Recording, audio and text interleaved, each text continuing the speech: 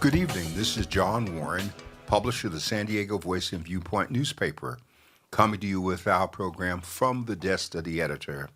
We're joined in studio this evening by Ms. LaTanya West, our managing editor, and we're here with our co-host, Dr. Leonard Thompson III.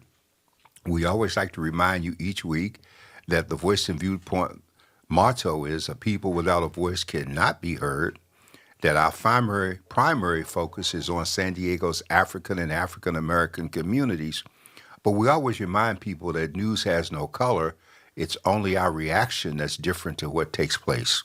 So our paper in its 65th year is in all 89 zip codes, 17 cities, unincorporated areas, and 39 communities, available in newsstands, retail outlets, copies available in our churches, and you can pick the paper up just about any place you happen to be. And so this evening we're doing an open mic approach. If you wish to call in with a question or a comment, our number is 858-251-6111. That's 858-251-6111. Or you may go to the internet and do godradio1.com. And if you are listening, we are also connected to the Voice and Viewpoint website and other social media. Our Facebook page. Our Facebook page. Yes. And so this is the place to talk. You still got things on your mind, and we're still trying to digest what's happening to the country and to us and to all of the areas going on. So we always do ladies first.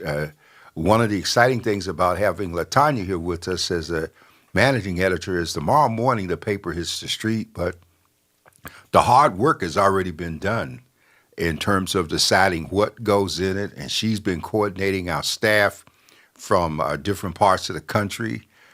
We're making some expansions into other markets and arenas.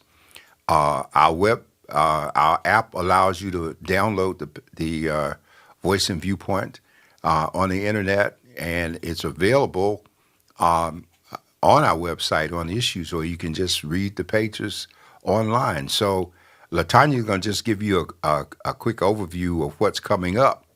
She's just going to highlight one or two things, and then we're going to hear Dr. Thompson, who's always on top of the rest of the world, helping us keep up since he's a daily radio host. LaTanya. Good evening. What am I talking about? Oh, you're talking about what's coming up in the paper tomorrow. Okay, thank you very much. You're giving people a couple of highlights, and you got to speak loudly so they can you hear me okay? They should be able to hear you very well. Okay.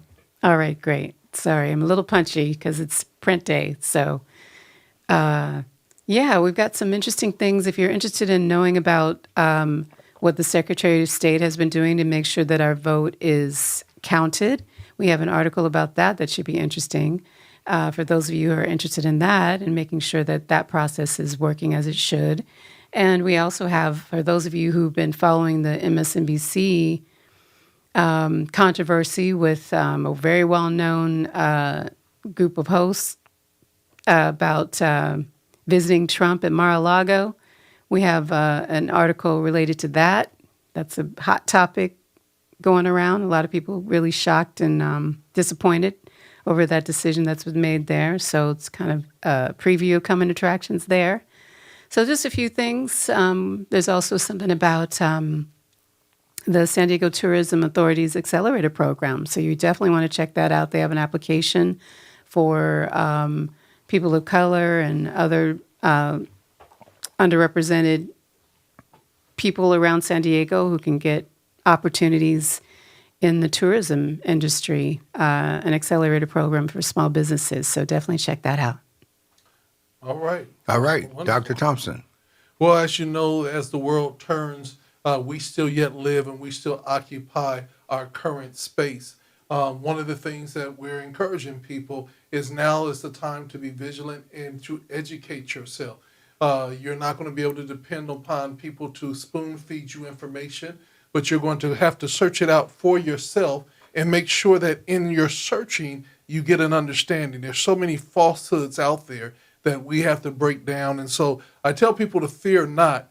It is what it is. but we will be okay. Yes, absolutely. Well, I believe that we survived slavery, we can survive Donald Trump. And I think that a lot of people are moving into a fear mode, which is giving more power than actually exists. We still have checks and balances here. And even though the Republican Party has control of the House, the Senate, the courts, and the presidency, there's still people in all of those positions who believe in the Constitution. I think the primary job of the MAGA movement was to get Trump into the White House, which opened the door to get all of these changes that they want to attempt. The changes they have in mind are not going to be easy. Case in point, the people that are being selected for positions who have no experience, no background, and Nikki Haley is already out there as against Gabbard, the woman that's being appointed intelligence and knows nothing about intelligence at all. The Secretary of State choice is probably the only one with some experience. You're talking about RFK Jr. On a mission to destroy Health and Human Services, which will have devastating impact because it also oversees the Food and Drug Administration and all of these various programs that are affected. He's against vaccines, and so we have a struggle. The business community is waiting to see who's going to handle the Treasury because that's important. And while the stock market is up, the bond market is going through all kinds of trauma and tremble because the bonds, people are concerned about what's going to happen in terms of confidence in the government and its ability to make the payment schedules on those dollars that have already been loaned. So there's a lot happening out there. And on a more subtle note, coming back down, and we dealt with some of these things, Dr. Thompson and LaTanya, you will remember at Biscuit Grits and Politics yesterday. We talked about the future of America, and we talked about the collateral impact of a Trump presidency, where people who are ultra-conservative right, many are openly racist, are going to feel more comfortable in expressing their racism now because they think they have support from the top. And so our mission is to be on our guard, to not let things just go by and start surrendering. We got this far because we are descendants of people who were fighters. We came through slavery. We came through Jim Crow. We came through all the things that led to a host of firsts that we did. And we did these things in spite of the obstacles that were directed at us and not because of those. And so we've got to gear back up and put on our big boy shoes and get ready to do some things. One of the things I think that is going to be very important is to make some recommendation of reading. And I definitely will recommend that you read The Spook That Sat by the Door and also The Miseducation of the Negro and the ISIS Papers. Those are books that I'm recommending that you read. And then I need you to take a brief journey over to the Willie Lynch Papers. And once you read all of those books, you will see what the formula is that we're facing right here and now. And the reality is certain things that are happening to us in America, we have sat back and we have allowed it to take place. And some of us have even bought into it. And so there's a division even among the people of color. And here's the thing that this really baffles me. And I have to say this. As a Christian minister, there's belief systems that I believe because I'm a Christian. I believe, I don't believe in abortion. I don't believe in same-sex marriages and all these things. That is my personal belief. You know what I'm saying? But to be a Christian is a personal choice, like any other religion. And so what I heard the evangelicals say is that as long as you support that agenda, you could be the biggest hellraiser, biggest demon in town, and we're going to support you because, we're not going to raise fornication at the same level or adultery at the same level as all these other things. So they got big sins and little sins. But there's no way that you can literally ethically back a man as Donald Trump that is unethical, unjust. He is a liar. you go down and find every sin in the book, and he's there. You know what I'm saying? Without forgiveness, and will tell you that you're wrong. That's why I said his whole campaign, the theme song should have been said, "It Wasn't Me" by Shaggy, because the bottom line is, every time something happened, he kept on saying it wasn't him, it wasn't him. And then we have people such as the evangelicals that walked with that. Yeah. And just said, we don't care about anything else. We only care about this.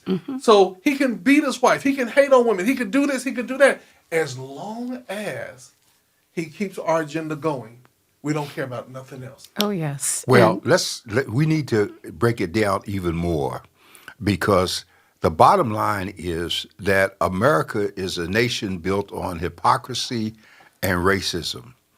And the hypocrisy is found even in the electoral process, where people, until we recently ran into the reality of the Electoral College, felt that the president was being elected by the popular vote. That was never the case. If we go back in our history, we had things like the poll tax, and the whole system was designed for people who own businesses to be the ones to benefit from government. You didn't have any poor people in business. There's people who own businesses, and the idea of federalism and states' rights, which people like Nixon and Reagan promoted, all of those things were intended to reduce government regulation and to do now what Trump plans to do. Case in point, in the Department of Interior, we have all of this government land that's been preserved forever, so that people will have a sense through our national parks of what we were and where we've come from. It's almost like declaring war on Central Park in New York and deciding is you're going to take out sections of the park and start building housing. And Central Park is 400 acres right there that's been preserved and serves a very important purpose.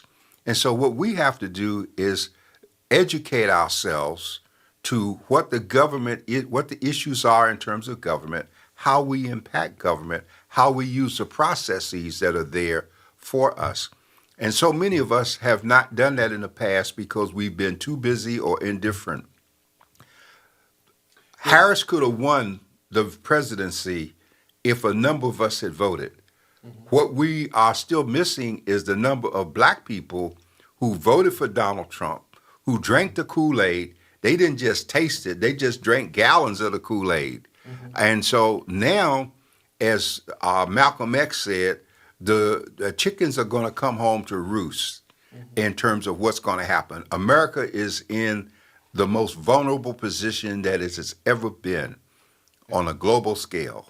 Yeah, and and I have to say this, and this be really honest, is that, when we say tendencies, certain people have tendencies, and they are concerned about the LGBTQIA agenda, but they have a president that is showing tendencies that he goes both ways, and that he's attracted to men, especially men that are hung low, and he basically said that.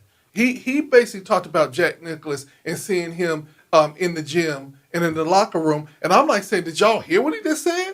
That he was sitting up there in the locker room like, oh my. So these are the things that I'm saying, that you got to open your ears and eyes to what he is saying. And because many times he's telling you exactly who he is, and you just don't care. they And watch don't this, care, Warren. Dr. Thompson. Yeah. And this is the funny thing. Now he's mad at the Republicans because they didn't come and vote and block the judges that Biden had up, and all the judges got approved. And so now he's mad at them because y'all didn't step up and vote, because y'all was too busy doing some other stuff. So they already starting to have some issues. No, and I don't want to, Latanya, did you have a point?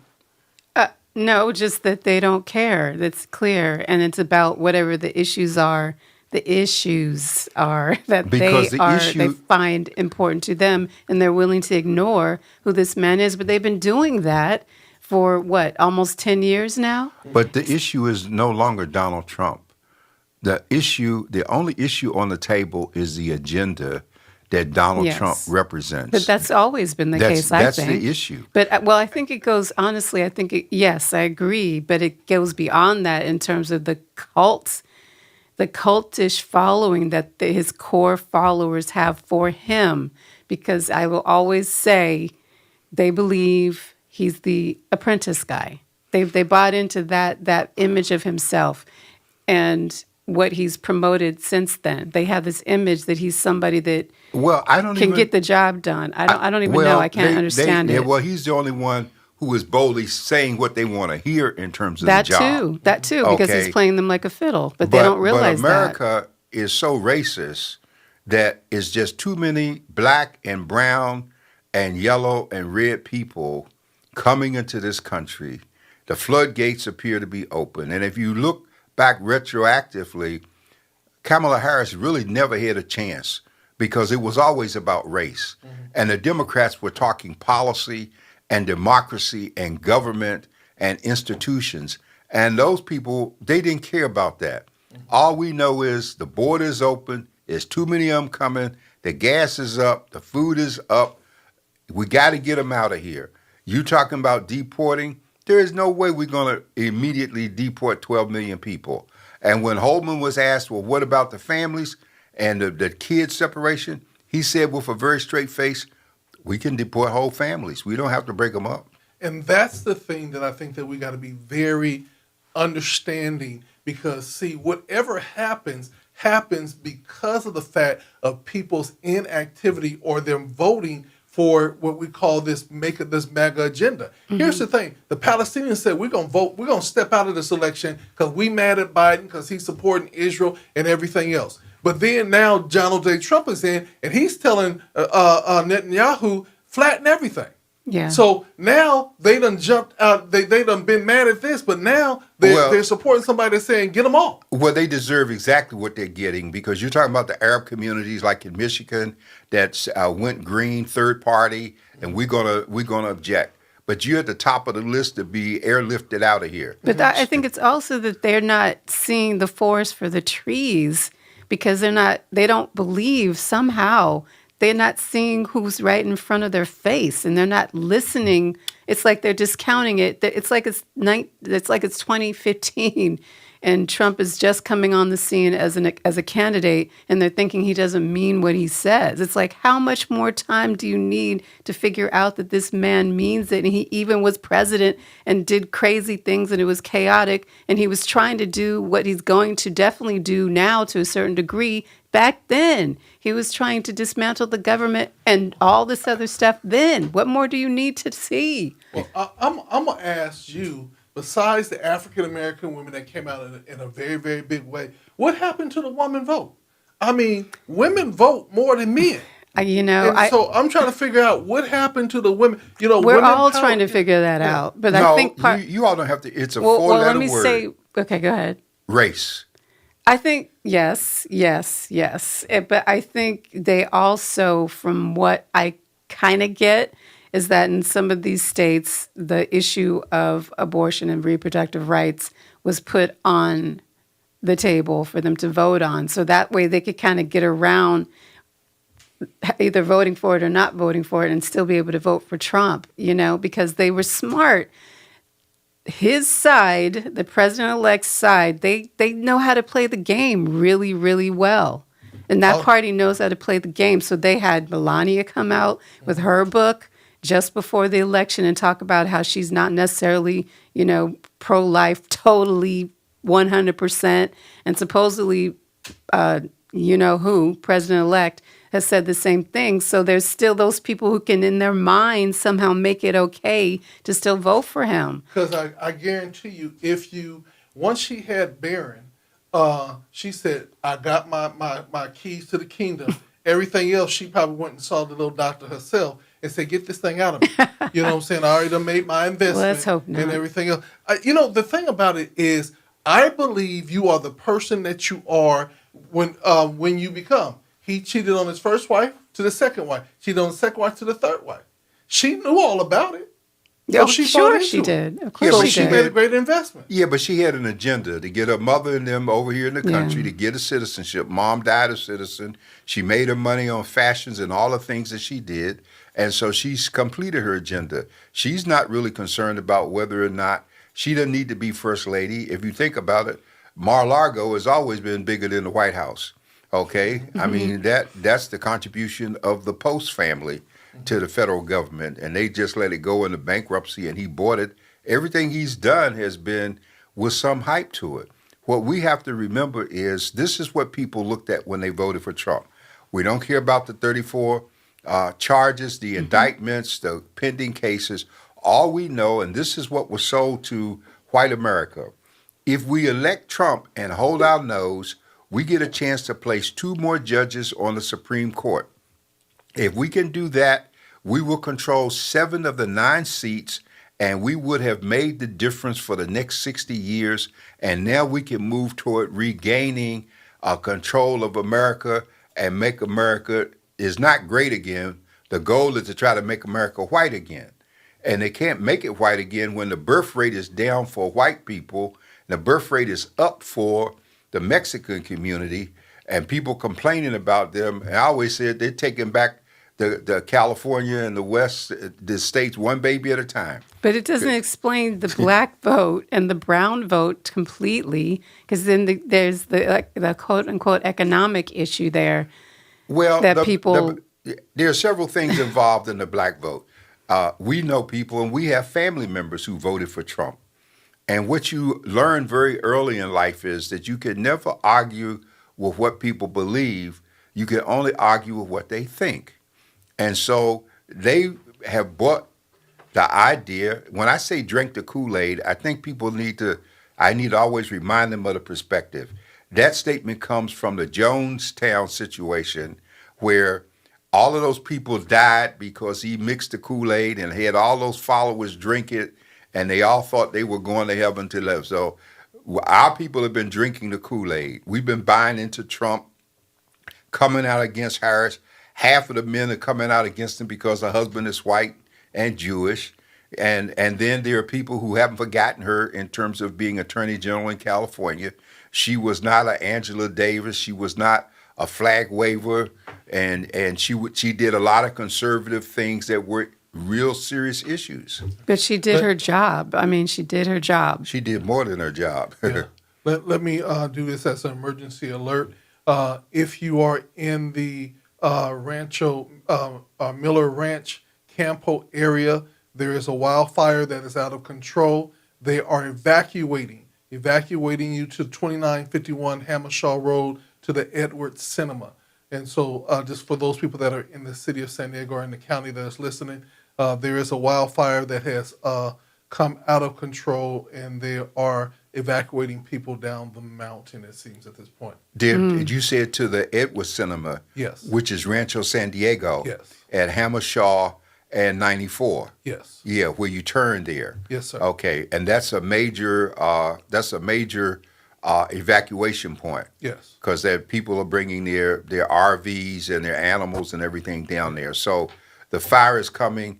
The Miller Ranch and Campo. Okay. Yeah. And so evacuation warnings are in effect. But you don't mean Campo in terms of outer Campo. You mean Campo Road. Yes, sir. Okay. Because a lot of people, when you say Campo, think that you mean Campo, which is further out. Yes, sir. But the Miller Ranch area comes up Skyline. Yes, sir. Okay, because that's where Miller Ranch was in terms of that whole area. Exactly. Yeah. Exactly. So, some of us think we don't know how they got those names, but they used to have cattle grazing out there. yeah, I remember going to the Miller Dairy, and Yeah. they used to have the best ice cream sandwich, and we get our milk there and everything Yep. else, and we would see the cows, just like on Skyline where they had the horse ranch. Right, Yeah. yeah, because we had horses out there. And just like where Cox is now, over there off of Euclid and Federal. Used to be a drive-in where where the lot is over there. I Where miss drive-ins. Don't you? Huh? Yeah. Don't you miss drive-ins? Yeah, I no. do. I know. Like you don't. It was Yes, fun. as a young man, yes, I do miss those driving.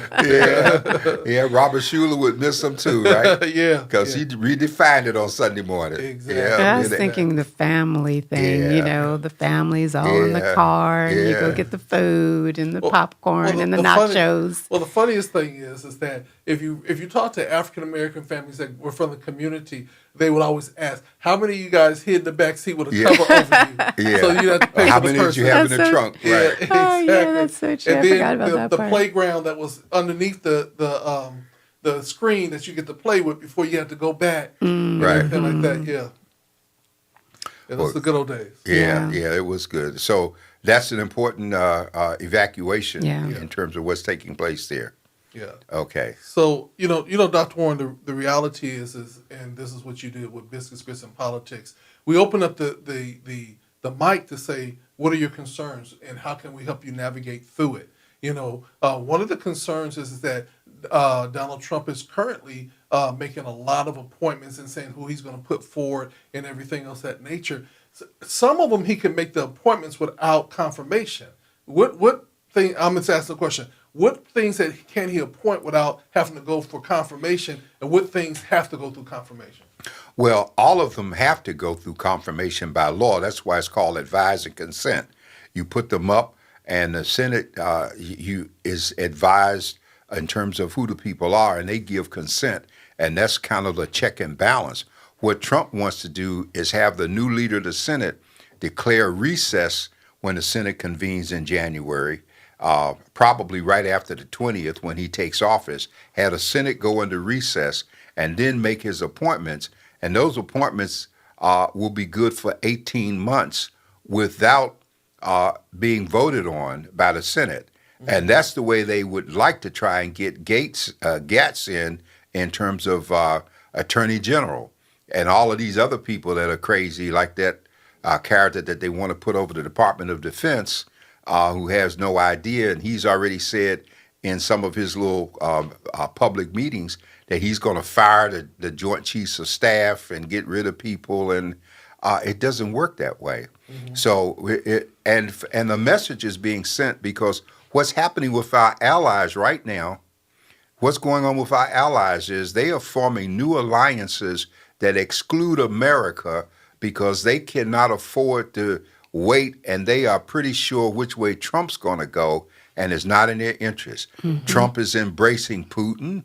Trump is embracing, even though Biden just met with the President Xi of China, the key thing about him was when they held the last election in China, he got the Constitution changed so that he was elected president for life. Yeah. And so all of these people in these other countries, all they have to do is wait every 4 years to see what changes. Mm-hmm. The reality for us, and we need to pay attention to what I'm about to say, Trump has initially 24 months. In 24 months, we're going to have midterm elections. He is not going to control as much as he controlled in this past election because he's going to leave a trail of broken promises and things that he didn't get fulfilled. There's never been an elected official that got everything done in 12 or 18 months that they promised to do. And Trump knew that. That's why he took Elon Musk and the Indian guy and gave them 18-month appointments outside of the Office of Management and Budget, which really controls money. Mm-hmm. Okay, and so they're in an external, but damage can be done. Mm-hmm. And even if RFK doesn't get in, the people that he plans to try to put in, well, what did he say? He says he's going to fire all of these level employees that are in under the merit system. The courts are going to be overrun because you cannot just do that. And the reaction is going to be great because all of those cases will not have to go to the Supreme Court. They will be handled administratively first in terms of administrative law. And so all we need to do is pay close attention to what's going on and hold the feet of the people who are voting to the fire so that we can vote them out in each of their local races in 24 months and begin to unravel the harm. Remember, the Republicans only control the House by 6 votes. Mm-hmm. Just 6 votes. Yeah. Okay? And that means they can't do anything without Hakeem Jeffries crossing the aisle to prop them up because they're not going to vote en masse on anything. They're not going to get 218 votes on everything that Trump wants to come up. And can I say that what you just said, Dr. Warren, about the midterm elections coming up and paying close attention to what people are doing and how they're voting, what they're saying, that's a glimmer of hope for us here in a blue state. First of all, at least we're in a blue state for what that is worth, even though, 40% didn't even vote for her, which is scandalous in and of itself. But because I want to be the voice for those people who are still traumatized and still shocked about what's happened. There's hope. There's still hope, and you can't give up. And just paying attention, as hard as it may be, and being re-traumatized and the anxiety of hearing all these crazy appointments that are happening. We have to pay attention as much as we might want to just pull the wool over our, like just hide out and not look at the news. We have to, because we can't afford not to. So much is at stake. And we have 2 years. Yes, we got to just get through the 2, but during that time, we can be doing things to make sure that when the elections come up again, we're ready. Well, I'm just going to be real. My philosophy, and I'm not being cynical, my philosophy is simply that I just serve a great big God. And I'm Yes. going to be active. I'm going to be vigilant. But the main thing is that we have always had to have an alternative plan living here in America. And so and for African Americans that are really conscious and really understand the plight that we face each and every day, when we walk into rooms and people automatically think that we're less than just because of the color of our skin, or we do certain things that are above everybody else, and because we make it look easy, then they say, "Oh, everybody can do it," and they basically minimize the brilliance that we bring. We always have to come with that mindset that in spite of, we have accelerated. And that's the way we have to go. Now, there are some people that done drunk the Kool-Aid. Yes. Omarosa, she drunk the Kool-Aid. And then when the Kool-Aid got sour, she wrote a book about it. It made more money. The bottom line consistently is simply this, is that Donald Trump doesn't control my destiny or anybody else's destiny. He will have some effect legally on laws and things in our community, but it is literally up to us to hold people to the fire, not only on inside of our cultural group, but outside of our cultural group. The Palestinians made the biggest mistake they've ever made because they literally ushered somebody in that is saying, get rid of them all.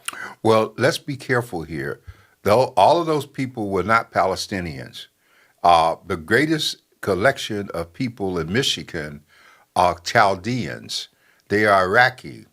And for some reason, that's been their first stopping point. And then they move west. Here in San Diego County, they occupy East County in a great way. We've talked about the bigger problem, but I want to bring it closer to home in terms of what we can do. One of the things I want to do from the Voice and Viewpoint in the coming months is to reinstitute what I might call initially weekly discussion groups. And we used to have that where we will have a circle and we designate a night that people can come in for a couple of hours and we can have an open roundtable discussion. We can put issues on the table, things that we're concerned about, things that we have positions on, and not everybody has to be in agreement. It's an environment where there can be Democrats, Republicans, independents, non-voting people, but people have to be able to vent and talk about how they're being impacted with what's going on. And it's especially important for San Diego because we have a phenomenal budget deficit right now. We have a mayor that's moved into his second term. He can't run again. And so I think we're going to see some changes made because as a political scientist, I have watched people when they get to this position, their attitude is, they can't hurt me now. I'm home free. And all I have to do is do what I want to do and plan for where I want to go next. And I think that we're going to see some layoffs in city government. We got a county government that's going through all kinds of constrictions, and we got new people there.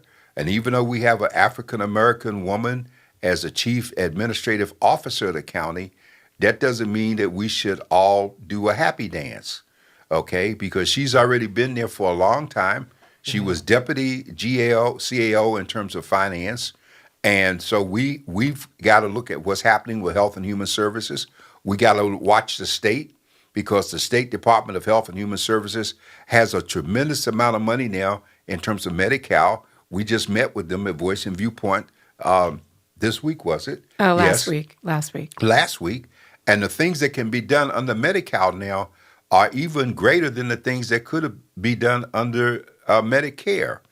And so last summer, we had this major push as Medi-Cal was reprogramming itself, and they sent out these envelopes and sent people to Cover California. And Cover California, this is the time between now and December 7th for Medicare changes, but Cover California will be making changes all the way into January. So these are things we need to be looking at closely. How are we going to be affected? One of the biggest health issues confronting us right now is behavior or mental health. And now there's money there for treatment, which was not there before. And so people can have the benefit of Medi-Cal who are not old enough for Medicare or the supplementals. These are things we got to start looking at, and this is where Voice and Viewpoint and GOD Radio come in as trusted messengers, that we share information with people and not just social media blips and blurbs where you don't know whether it's true or not. And So the reality is that we're going to have to start using this platform and other platforms to literally educate people Yes.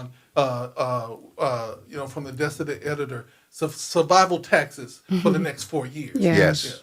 And to your point about books that you were recommending, excuse me, for you ladies out there, I've been thinking about having a book club or something related to what's happening now. Books like what Dr. Thompson mentioned, maybe with the Project 2025, really digging in to see what they are doing step by step and watching it as it unfolds. So we're recognizing what's happening, among other things, so that we can be ready, ladies, ready, so for what's to come. Well, And making our intentional plans. I want you all to have a real conversation of, do women really feel that women could lead at the highest office? Because I don't think you can. I don't think you can go by what happened with. No, I'm just saying, because Hillary lost too. Well, are you talking about all women, or are I'm you just talking about saying- women of color? I'm saying women in general. Yeah. Because see, it seems to me that even the women are not at some point saying, yes, a woman can lead. Well, there's an issue there, but you have to remember that all the people who didn't vote. So it's not like the And there's election isn't a true. And there's a danger to what you all are saying, because what you're doing is stereotyping. Women don't vote the same way just because they are women. Right. We saw that with the whole women's rights movement that was going on. That's like saying all black people vote the same. Mm-hmm. And that's when I tell folks, if you ask me what do all black people think, I would tell you to go to Ivanhoe and Prospect in La Jolla, stop the first white person you see, ask them a question, and come back and tell me they represent white folks. But trust, it's frustrating, especially as black females, to say, "Whoa, what happened here?" I mean, we were all shocked, and the degree that as much as she lost by, it's like, what is going on? No one could have predicted that. No, but it's not hard to understand what's going on. See, let's separate Hillary Clinton. Hillary was a victim of a sabotage that took place. There is no way that Comey should have leaked that FBI report and discussion of further investigation days before the election. Now we know that the FBI even has a policy on the books to say you can't do that. So he violated that, and that helped sink her ship. But what you're missing in each case is not that we're not ready for a woman to be president, because women are leading countries all over the world. It's the racism. It's the idea that this country belongs to the white male, and the white female, as much as she might have bought some of what Kamala was talking about, the white female's attitude is just like the song when Hillary was dealing with Clinton's problem. Stand by your man, okay? Stand white. You can't stand black. But this isn't first. When the women's suffrage movement came along, it was black women that stood by the Susan B. Anthonys and the white women in the suffrage movement, even though we weren't included when the vote was given. We weren't included and promoted in the same context. And so it's always been about white folks losing control of this country, and they already know statistically the browning of America is taking place. They see who's coming in, who's having babies. The conservative evangelical movement is standing on the scripture, because abortion, as far as they're concerned, is still murder. And when you look into Jeremiah, God said, I knew you before you were born. I know what plans I have for you, plans toward an expected end. And so now we're going to make it white because we're going to make these conservative, ultra right decisions that are going to go against this element that's coming in. Remember, Trump talked about them polluting the blood of America? All of that is race. Well, Well, can I? I want to say this, and this is, I just wish that we could get the lie detectors out and everybody who's just doing all this stuff to be able to say, well, have you ever asked somebody to have an abortion? Have you been a part of an abortion? Because I think we could wipe out 50 to 100% of the leadership with just those questions alone. Yeah, but I'd also like to postulate that another force was just that they just played the game better than we did. Think about the people who did not come out to vote Yes. and the ones that he just whipped up with his frenzy of misogyny, hatred, all of that to come out. Just like he said, you don't have to vote. You only have to come out to vote once. He was talking about all those, whoever they are, his people that he knew would just come out because he just whipped them to a frenzy to come out for that one thing, just to get behind him, and all the others who felt that it didn't matter. I mean, they just played the game so well.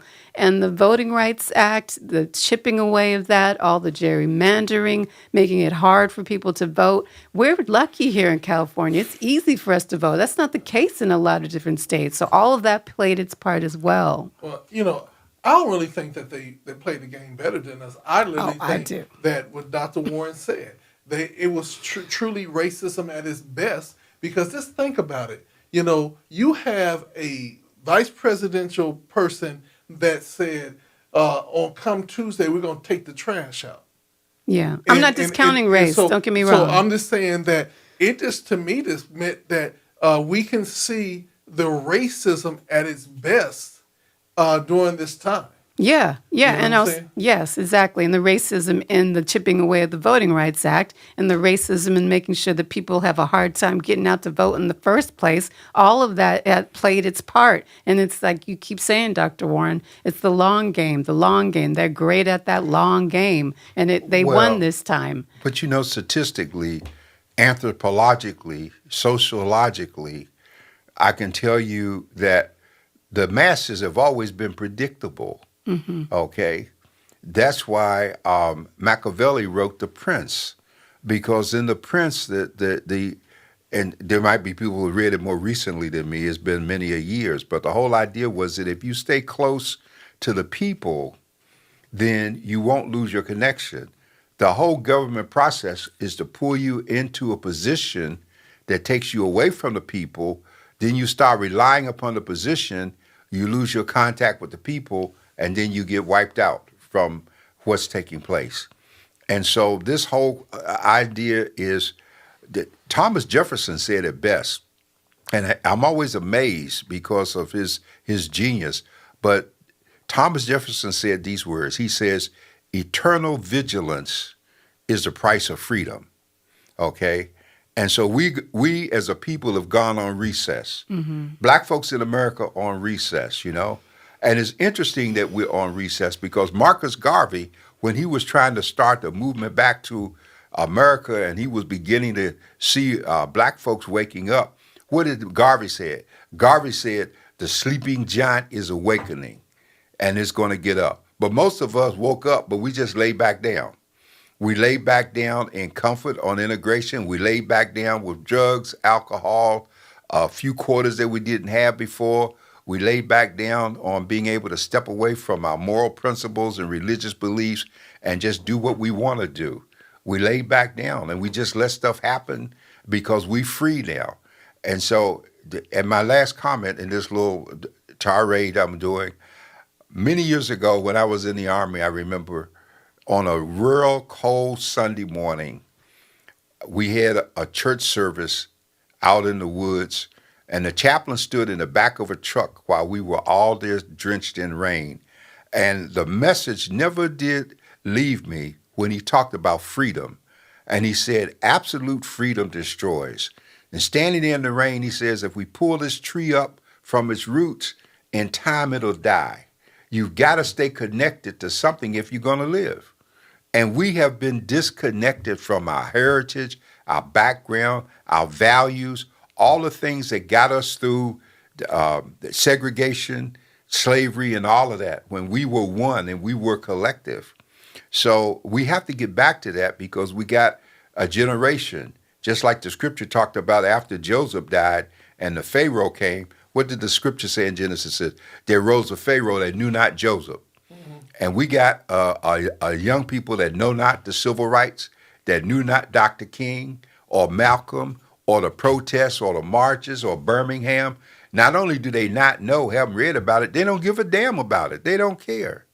They just want to step up like the world just started when they got here. Well, they feel like it was a point in time and a point in history, and that history is definitely in the past that never, quote unquote, to be repeated. You know, but if you don't know your history, you'll never know your greatness, and if you don't know your history, you're bound to repeat it. So that is the risk factor of not educating our young people and not having them knowing what has taken place, because they will repeat things thinking that it's new. You know, Miss Latanya West, you remember bell bottoms? Yes. Do you remember mini skirts? Yes. Okay, so I remember in the 70s, afros, bell bottoms, and mini skirts. And then everybody said, they'll never come back. That's over and done with. But we back here in 2025 with afros, bell bottoms, and mini skirts. Mm-hmm. And so it's repeating itself consistently. You know, pretty soon leisure suits going to be back because they've already come back. Oh, yeah, they back. Yeah, they are. They're back. And watch this. Polly and Esther going to come back. Oh, gosh, please no. And corduroy is on the rise. Oh, gosh. Please so bring the corduroy. Awful. No, so I'm just no. saying that, you know, fashion repeats itself, yes. History repeats itself, and we have to open our minds and our ears up. And if we are not careful, we will also miss God, because history will repeat itself again, because we're so distracted by everything else that we miss God, because, again, we didn't even connect with God when we had an opportunity. Yeah. Well, you know, in Washington, D.C., my office on Pennsylvania Avenue was at an angle where I could look out the window, Pennsylvania Avenue, and look at the back of the National Archives. And inscripted over the building in big letters was these words, "The pastor's prologue." And so now we're here. If we don't learn from the past, we're bound to repeat it.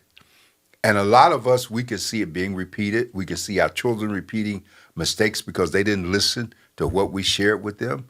We can see people who are counting on us repeating our mistakes in terms of disconnection, not having values. The recession has been good in the sense that it brought some people back home, because we as a people were the only ones who were rushing to get out of the house and go get our own place, when other ethnic groups were living as an extended family and pooling their money to buy property and make the dream come true. And we over here down at KFC and McDonald's walking down the street eating a meal that we should be having at home with the family. Mm-hmm. And so that's just one of the biggest things that we have to do, is that we have to become more vigilant. And we, as the elders and the people that do remember, we have to challenge ourselves to continue to keep it moving, continue to ask the question. You know, I'm not so much, and I'll be honest with you, Dr. Juan, I'm not so much as a whole bunch of adults getting together, talking about their fears and things of that nature. I really want to get some of these young people together and let them sit at the feet of these elders and really, truly learn and hear and ask questions and ask the famous thing that we always like, why? You know, those whys sometimes got us popped in the mouth back in the day, but yet and still we got them answered eventually. Well, but Leonard, I don't think that's going to happen, because, you see, Frantz Fanon, he made the point, and Francis Welsing does as well. Frantz Fanon used to say that if you put a person's head in the dirt and you let them turn their head sideways and put your foot on their face, as long as they can breathe, they'll lay there. He says, but if you really want to impact them, turn them face down into the dirt, put your foot in the back of the head. Now they either have to struggle to breathe or die.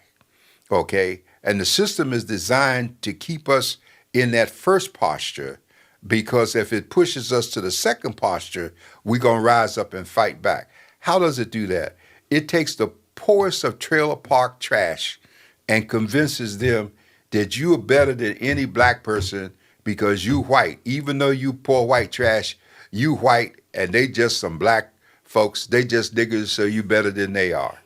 And people who don't have anything, who are looking for something, they drink the Buy Kool-Aid. into it. Yeah. They drink the Kool-Aid. They buy the myth because they're getting a false sense of value and worth and importance. It's almost like being in the cold and somebody gives you a shot of strong alcohol and you think the alcohol is going to warm you, but it doesn't. It really does just the opposite. It hurts your system.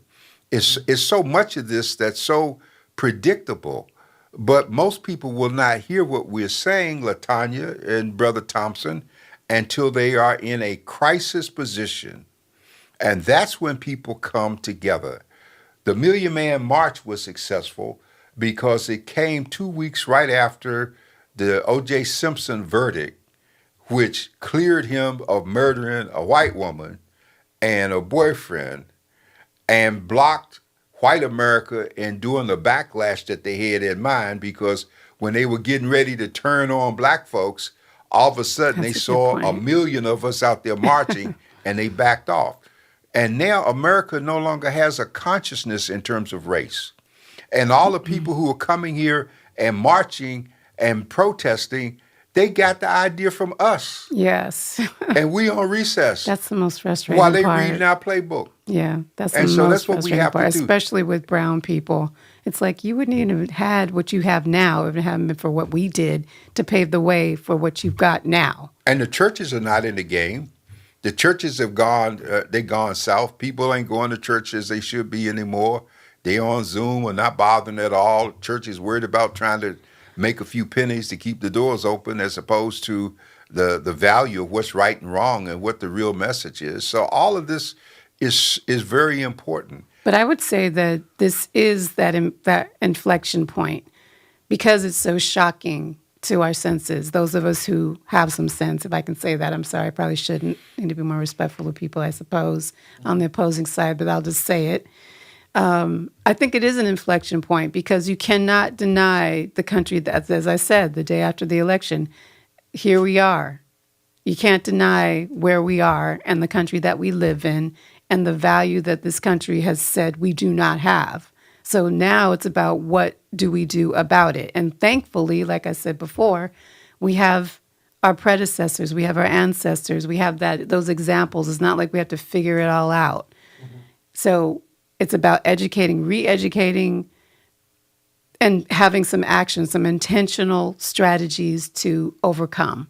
So moving forward in the San Diego Voice and Viewpoint, will you be listing in the job categories the black jobs that are now been saved by Donald Trump, so that we can all make sure that we can fill those black jobs? Saved by Donald Trump? Yeah, because he said that people are taking the black jobs, and so now that he's president, there should be some black jobs out there that should be able to be listed. Well, there's a lot of things we can list that Well, the definitely first thing aren't they happening did, or won't be happening. They put the survey and they said all black folks report to the plantation. Oh, yeah. Yeah. To assume your duties, okay? And Yeah. so black jobs, Trump said whatever came to his mind. He didn't care what he talked about. That's It's right. up to us now to watch the J.D. Vances and all of those little clones that are back there, that little policy dude was behind all of the racism and the separation of families. The people who are behind the scenes making decisions, okay? Those are the people to watch. Yes. And Exactly. he's just going to be, his attention span is less than 2 minutes. Mm-hmm. So we know he can't get through a briefing. Yeah. And so that's wasted. A military briefing every day on what's happening in the world. You just will give him a comic book to look at. And maybe he can follow it, so. It's just, it's repeating itself. It's like the same as it ever was. I mean, this happened in 2016 when he was president before. Well, let me drop the bomb, okay? The bomb is that America is under judgment, all right? I'm going to be like Obama's pastor. because people were afraid of what the pastor had to say. Brother Okay, Wright. Brother Wright. Brother Wright was accurate. We started off as a country that believed in God we trust, that had a pledge of allegiance that included God. We got the Ten Commandments over the Supreme Court and prayer taking place in the House and the Senate every day, but you can't pray in a school. You can't put a nativity scene on property because they're talking about separation of church and state, which is the biggest lie and misrepresentation in the world because the Constitution does not say anything, neither does the First Amendment say anything about separation of church and state. The statement was made in 1871 by Thomas Jefferson when the Danbury, Connecticut Baptist Association questioned whether his religion was going to interfere with his position as president. And he wrote back in them and said, as long as I'm president, there will always be a wall of separation between church and state. It stayed that way until 1943 or 45 in a New Jersey school board decision where they were trying to give parochial state money to private schools for kids to go to school, and somebody misread that and said church and state, and it got in. There is no such thing. So it's based on a lie. And if God does not punish America with his LGBTQ behavior and decisions, he owes Sodom and Gomorrah an apology. Now, understand what I'm just saying. It doesn't mean that we hate people who are different because God does not require anybody to be saved. He gives us a choice. And so when people make their choice, we don't hate them. We still love them. But all our duty is to share with them what the truth is in terms of the alternative and love them regardless when they make their decision. That's the part we get confused on. Yeah. And protect them as well. I Yes, mean, we we have have to to protect them. I mean, in whatever journey they're on. That's important. Yeah, and like I try to share with people is that, your religious druthers is your personal. Yes. That is how you live your life. That's how you base your life on. I can't force you to believe like I believe. And I also say, don't try to force me to believe like you believe. Absolutely. Let's just respectfully agree to disagree. And then when it comes down to doing your job, as long as you're doing your job, you know what I'm saying? You're here to do a job, you know what I'm saying? Yeah. But when you come about your personal lifestyle, if I tell you I'm not interested, then I should be respectful. I shouldn't have to put pronouns in front I of was my just name about and to say, because everything I else. am not putting no he, It's crazy. she. I'm not doing that. Yeah. The pronoun stuff is just Respectfully, utterly ridiculous. I'm not doing that. Well, You can't remember who you are. He is her, she, And it's him. just like, if you don't know who I am, that's your issue, not mine. I do not need to tell you. I have no, it's not necessary. yes, my government name is Leonard James Thompson III. You call me that, or you call me hey you or whatever, but you don't need to have me define my quote unquote gender identity. And if you need to do that, fine, I will yes, yeah. respect that, but don't put that on me because that's not my issue. That's your issue. If you don't like Latanya said, if you don't see that I'm all woman and everything, I else, that know. there's a situation. Let me let you borrow my glasses. Yes. With that being said, Dr. Warren, we are at the end of the show today. Any final words before we move on? I think that we, all three of us, have a tremendous job in front of us, especially the Voice and Viewpoint. We are guardians. We are trusted messengers. It is up to us to put the truth before people, not to spoon feed or force it down their throats, but to keep the options there so that the truth does not vanish from the conversation. And we will continue to do that. We will do it with love. We will do it in friendship. We will reach out to those that we can talk to if they allow us to. We will monitor government. We will monitor this whole Trump era, and we will keep the truth before you in terms of what it really means. But let us keep our eyes on our state and our local government, because we got enough issues right here in the city of San Diego that we are ignoring, like the problem that the people in Encanto are going through with developers because they were racially targeted with a footnote 7, which is nothing but racism in itself, in ink and in print. And if we can't come together to support each other locally, well, the hell with the idea that we're going to have any impact nationally. Mm-hmm. And with that being said, this is from the desk of the editor, none other than Dr. John Warren, Miss Latanya West, and yours truly. We pray that you have a very, very blessed week. We hope to see you here this time next week, right here on GODRadio1.com. Y'all be blessed.